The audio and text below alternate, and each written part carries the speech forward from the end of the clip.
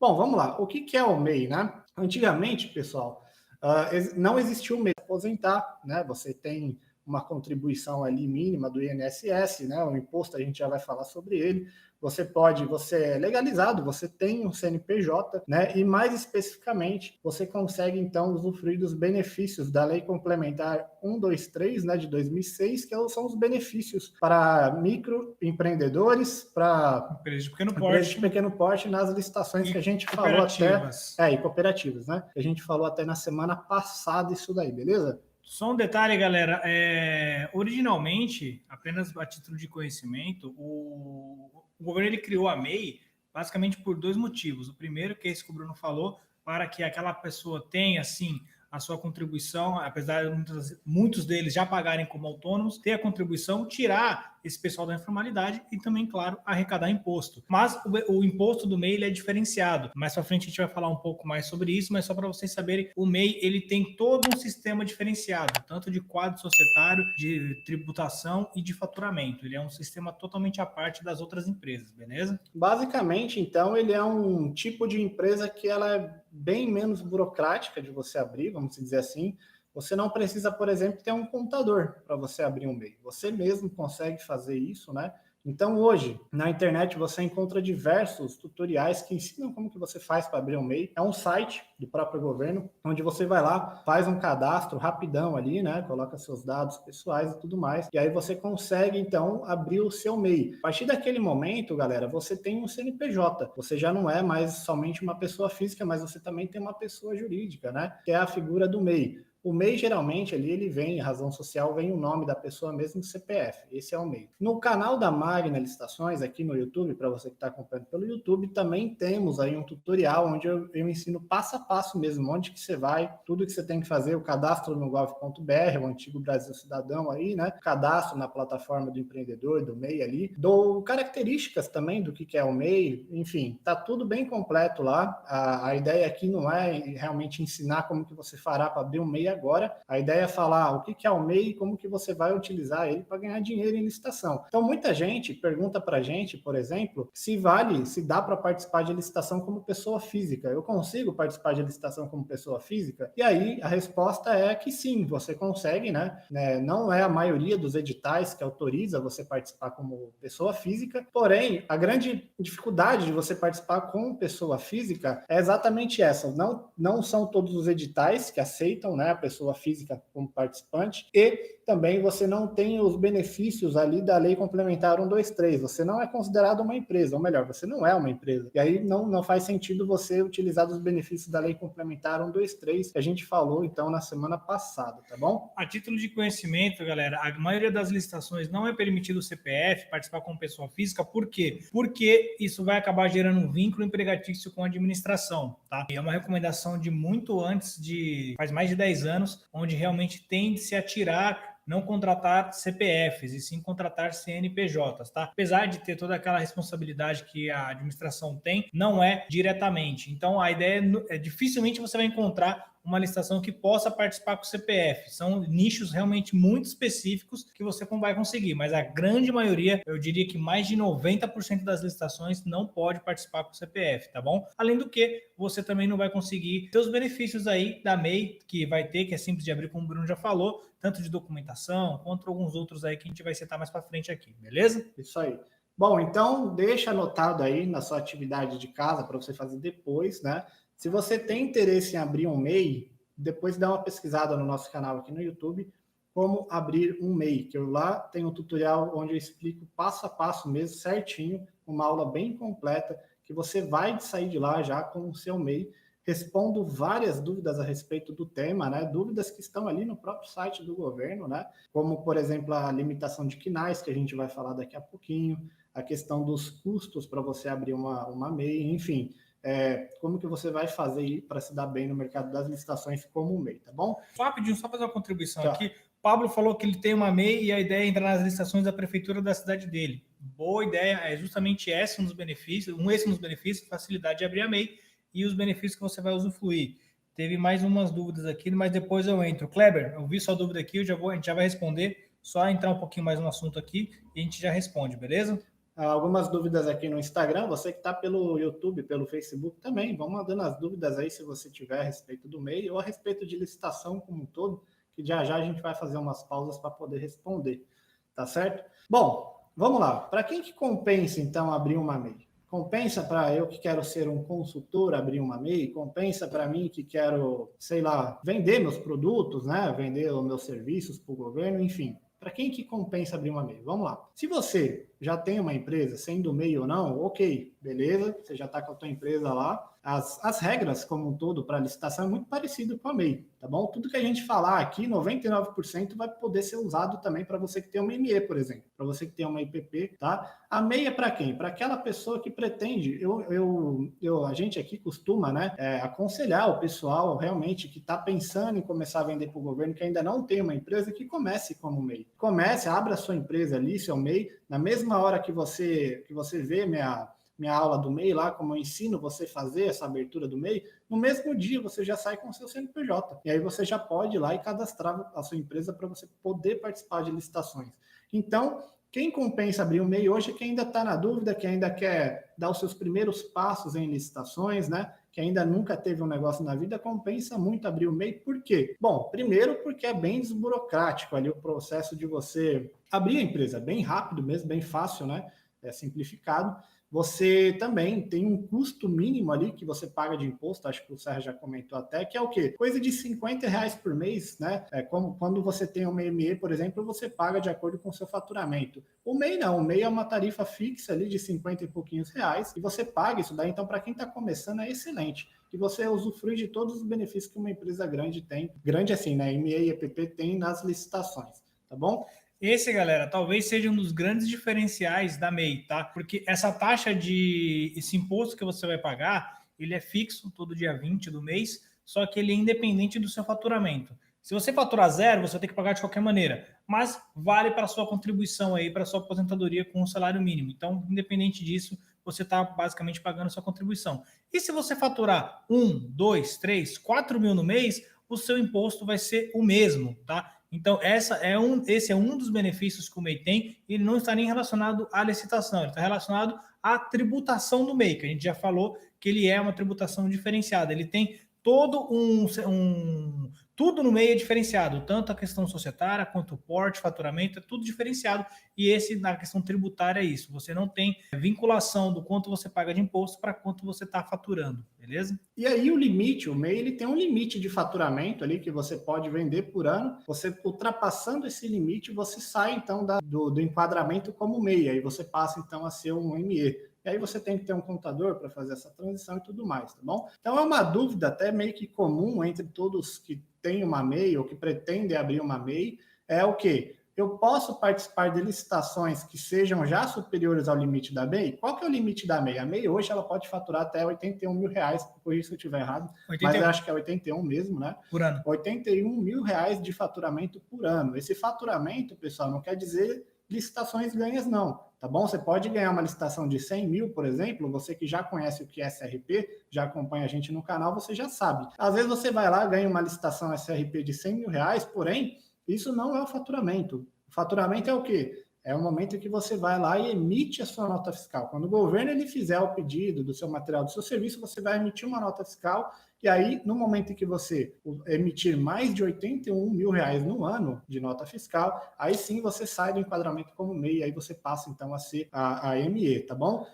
Galera, só para título de conhecimento também, eu vou só fazer alguns pitacos aqui nessa live, a ideia aqui é só tentar complementar um pouco. O limite de faturamento, como o Bruno já falou, é por ano. Então, o limite 81 mil por ano. E como que é esse cálculo? Não é o ano corrente, são sempre referente aos últimos 12 meses. Então, estamos no mês de abril, você vai ter que olhar os últimos 12 meses para dar, sim, o valor de um ano. Se nesse período dos últimos 12 meses você superar o faturamento, você muda, então, o seu porte e automaticamente o seu quadro societário e sua tributação. Então, não é por exercício financeiro, digamos assim, não é tudo que você faturou em 2020, tudo que você faturou em 2019, não, é sempre os últimos 12 meses, tá bom? Então, essa conta ela é sempre atualizada com base no que você está faturando. E, como o Bruno já falou, o que caracteriza o faturamento é a emissão de nota. Tá? Não é em licitações ganhas. A partir do momento que você emite a nota, aquilo conta como faturamento. Uma das dúvidas mais frequentes é a seguinte: eu posso entrar em licitações aí que já superam de cara o limite da MEI? Bom, vamos lá. A pergunta, a resposta é simples. Sim, você pode. Agora, há algumas observações que a gente pode fazer. A primeira delas é aquilo que eu falei, né? Nem sempre o governo ele vai adquirir tudo que foi licitado ali. Suponhamos que você ganhe os 100 mil reais, que já supera o limite da MEI, nem sempre o governo ele vai comprar tudo aquilo ali se for uma licitação SRP, tá bom? Se for uma licitação SRP, pode ser que ele não compre tudo aquilo ali. A segunda hipótese é que talvez você entre numa licitação de 100 mil reais e não ganhe todos os itens. Você ganha apenas alguns itens e aí é o somatório desses itens todos, né?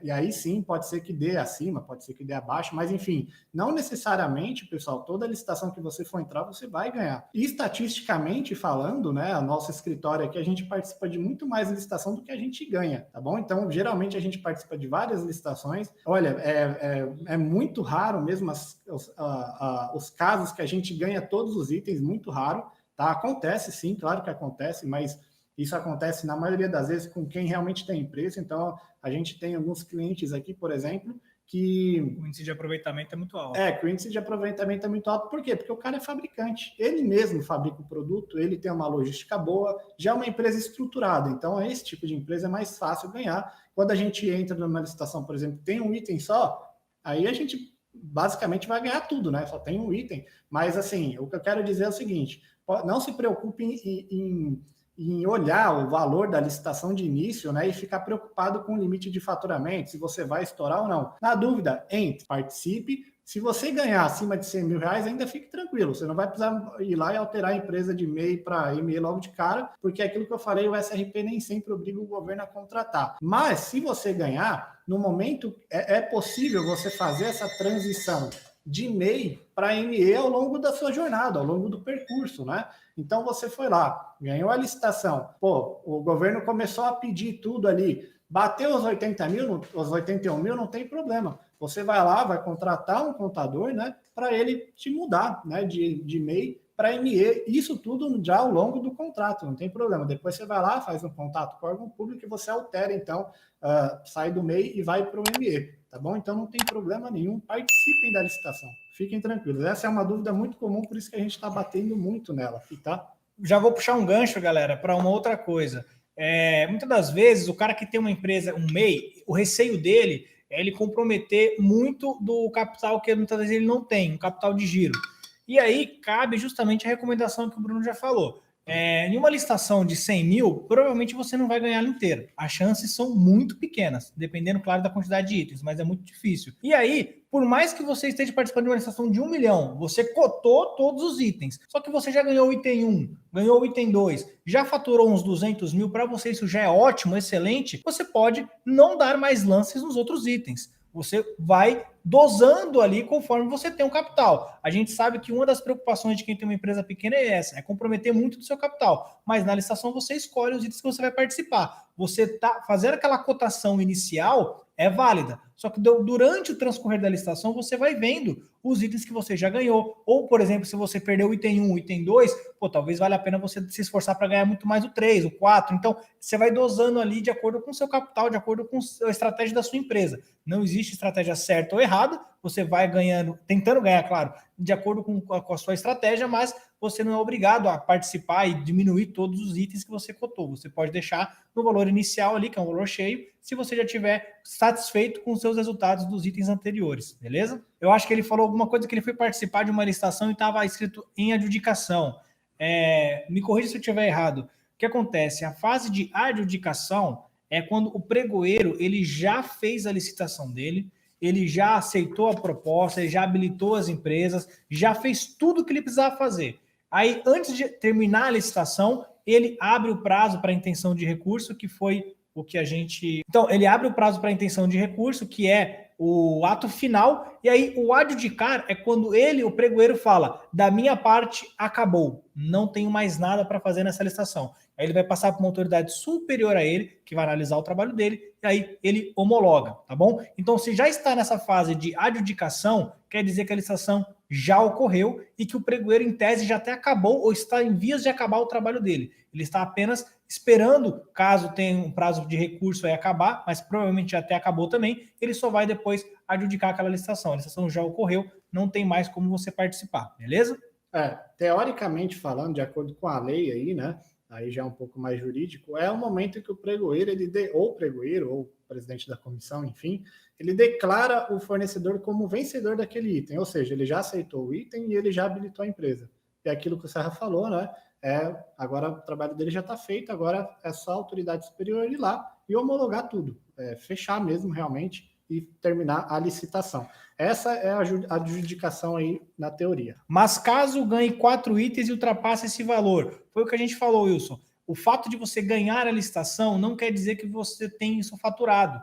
Então você continua sendo uma MEI. Você pode ser uma MEI com 1 milhão em atas. O que vai importar para fins de mudar o porte da sua empresa ou quadro societário, até mesmo a tributação, é o quanto você tem faturado. E faturado é nota fiscal emitida, tá? Então, saindo o pedido do órgão público, quando você emitir a nota, aquilo conta como faturado. Então, você tem que levar em consideração não o que você tem em atas ganhas, e sim o que você tem faturado. É isso que vai impactar caso você mude ou não de MEI para ME, para IRELI, e aí você ME, PP, vai mudar ali a estrutura da sua empresa, beleza? Preciso ter o CNAE compatível com a área que irá disputar a licitação? Exemplo, cabeleireiro no MEI participar de licitação de alimentos? Vamos lá, Chile. Isso não vale só para MEI, mas vale também para ME e EPP, tá? Existem já diversos, como que fala mesmo?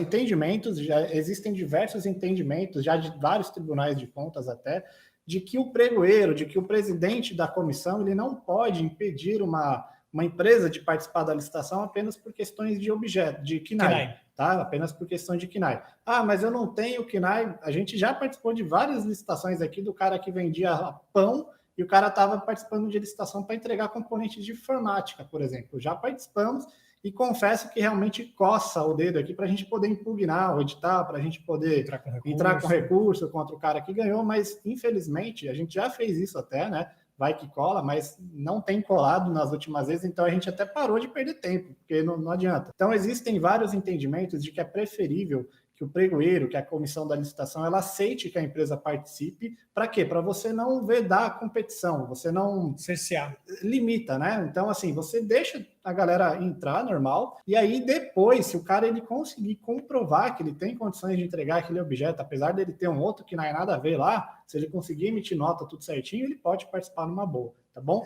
Então, você não precisa ter especificamente o KNAI da licitação que você vai participar. Agora, só um adendo antes de você complementar aqui, é que o MEI, e aí eu já entro também na pergunta, é se ele pode alterar ou acrescentar o KNAI após a criação do CNPJ, né? A questão do MEI, quer dizer, a questão de qualquer empresa, você pode fazer isso, só que o MEI é mais rápido, né? E não tem custos. Não tem custo zero. Você pode entrar aí no site, aí eu ensino isso no tutorial lá que a gente fez sobre o MEI. Você terminou a licitação, ou até mesmo antes de entrar na licitação, você pode ir lá e alterar o seu KNAI do teu MEI numa boa, tá bom? Mais detalhes a respeito do KNAI eu vou falar na hora que a gente passar a questão das vantagens aqui, tá certo?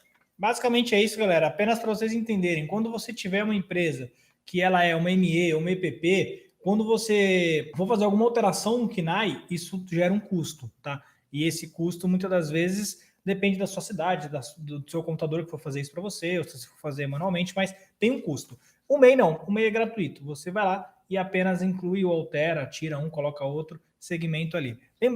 Mas a gente vai entrar nos KNAIs nessa frente, então eu não vou nem me aprofundar, mas é isso. Por que tem custo? Porque provavelmente você vai pagar um contador. Quando não é um MEI, quando é um ME, um EPP, por exemplo, você vai fazer o quê? Você vai fazer uma alteração contratual. Você vai ter que mudar toda a documentação da tua empresa, né? E aí aqui você vê empresas que têm ali o contrato social, a consolidação, que é o primeiro contrato social de todos, a abertura da empresa, né? Ou melhor, é o contrato social normal. Exato.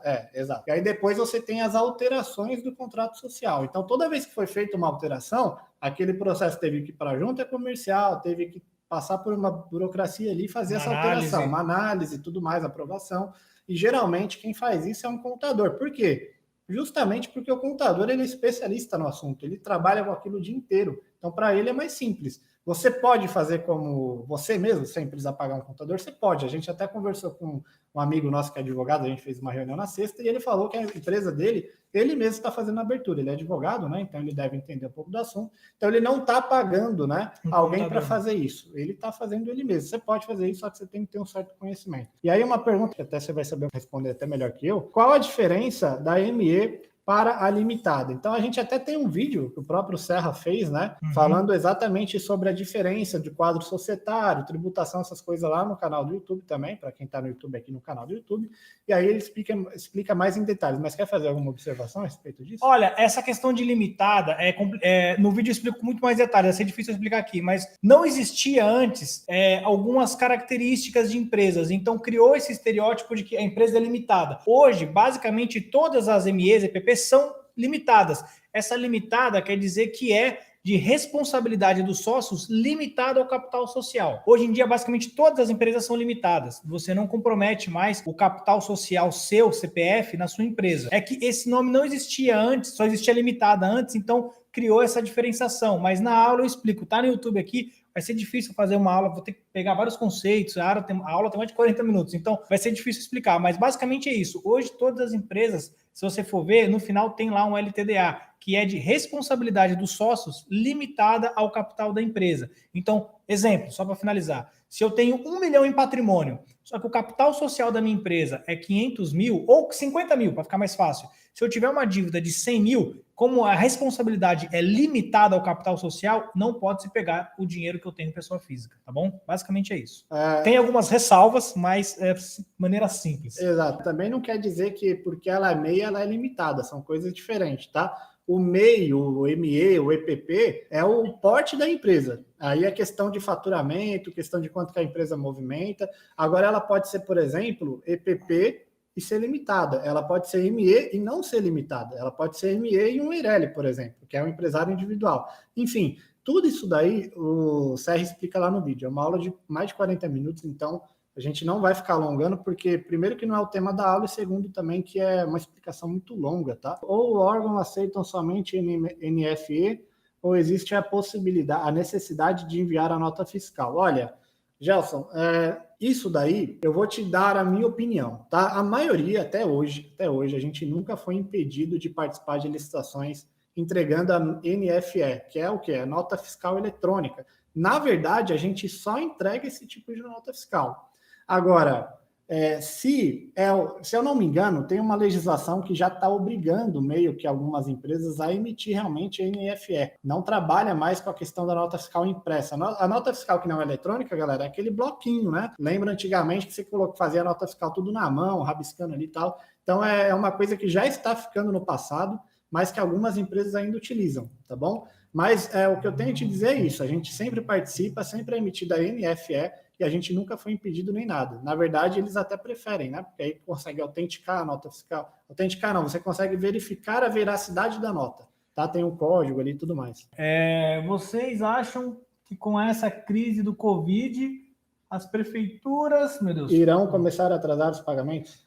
Acredito que não. Se for, não é pelo Covid, honestamente. O que pode acontecer, não, talvez seja uma resposta muito simples e muito superficial. O que acontece? O dinheiro que está reservado para a sua empresa, para a sua nota fiscal, que seja de um caderninho desse, ela já está reservada, não tem como mexer naquilo. O que pode ocorrer, muitas das vezes, é uma burocracia interna no órgão, tendo em vista que alguns servidores estão trabalhando em home office, existe uma burocracia onde alguém tem que aceitar a nota, passa por um ordenador de despesas, que geralmente é o prefeito na cidade, ele vai ter que atestar, mandar para pagamento, vai para a tesouraria, setor financeiro, sei lá, e lá eles vão solicitar o numerário, que aí vai chegar via cadeia de comando até chegar na prefeitura e aí ele faz o pagamento. Então, existe uma burocracia interna para realizar o pagamento. Pode ser que essa burocracia aumente um pouco mais, tendo em vista o distanciamento dos servidores, onde nem sempre o pessoal está na prefeitura. Mas o seu pagamento está assegurado, porque senão ele nem teria emitido o empenho.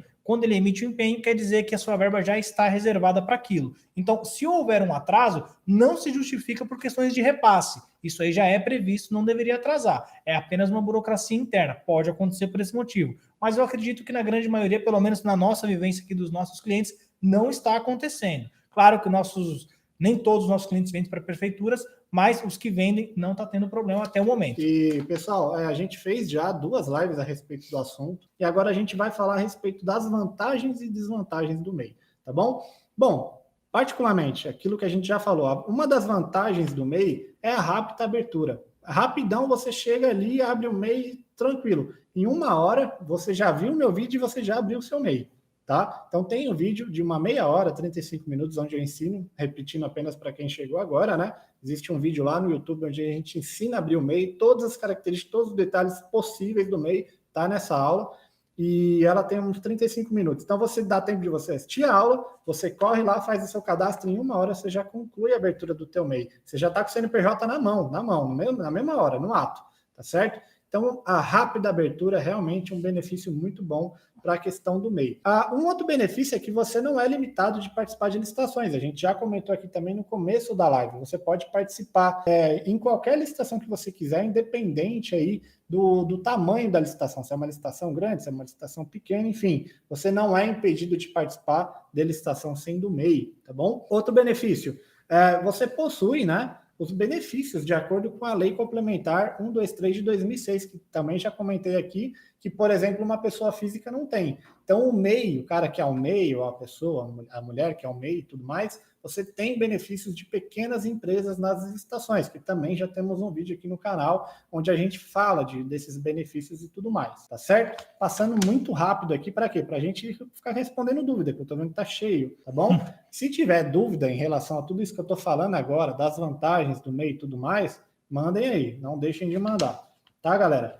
E, repetindo, 99% do que eu estou falando aqui vale também para o ME. Com exceção aqui do baixo custo de manutenção, rápida abertura, algumas coisas aí, não vale porque uma ME, uma EPP, ela realmente tem um custo de manutenção um pouco mais caro. Por quê? A ME ela vai ter que ter um contador para poder fazer todas as obrigações trabalhistas, fiscal, tudo mais. Então você tem que pagar o contador, e a questão do imposto também não é imposto fixo, vai depender do teu faturamento. Então as alíquotas elas vão mudando aí, tá? O MEI, por exemplo, o custo de manutenção do MEI é baixíssimo. Você paga questão de 50 e pouquinhos reais por mês, independente de quanto você faturar, beleza? Isso daí você pode recolher, não precisa pagar um contador, você consegue emitir ali a sua guia, a guia ali para você pagar e tudo mais. E aquilo que eu acabei de falar também, sem querer aqui, a outra vantagem é que você não precisa ter o contador, você não precisa ter esse custo inicial. Então, quando a gente começou a Magna, a gente não começou sendo o MEI, né? Porque eu já vou falar na desvantagem, o MEI, ele tem algumas limitações de quinais, então alguns quinais não são permitidos, né?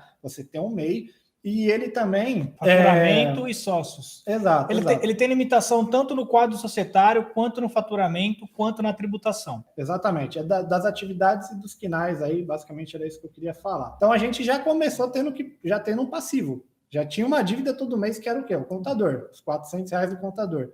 Fora o prolabore da galera, né? E tudo mais. E o contador vai depender muito da sua região, tá, galera? Não é um valor fechado, fixo.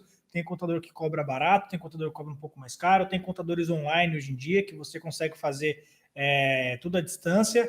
Claro, qualidade sempre vai ter preço, então não se engane. A gente tem uma contadora aqui que eu acho muito boa, presta um serviço muito bom, preço justo, mas depende da sua realidade, da sua região, tá bom? Não é um preço fixo. E aí agora a desvantagem, né, de você ter um MEI. Qual que é a desvantagem de você ter um MEI participando de licitação? É justamente isso. Na aula do MEI lá, que está aqui no YouTube, que você vai ver depois, eu falo mais em detalhes. Mas o que é? A limitação de quinais.